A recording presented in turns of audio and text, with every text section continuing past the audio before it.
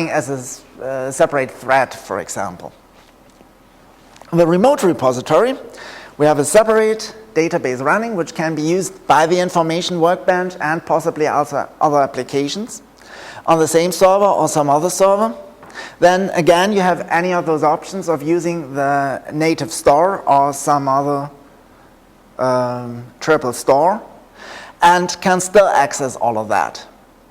And then there's a third option, though this is less often used, where you don't use a triple store at all, but directly run the information workbench against some Sparkle endpoint, which can provide all of the data. To integrate data, there is a set of data providers. Data providers come in a certain assortment with the platform. You can also write your own providers.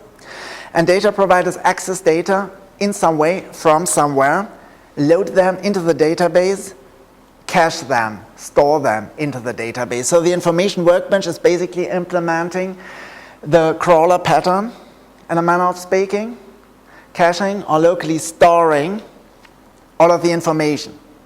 Data providers run either once or, more typically, in a periodical way. So you configure how often the data should be updated from the original sources. There are different providers to access different kind of data.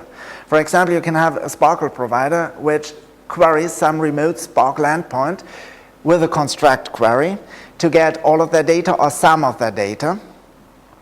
You can have an RDF provider accessing RDF dumps or some other RDF interfaces to directly download a series of triples.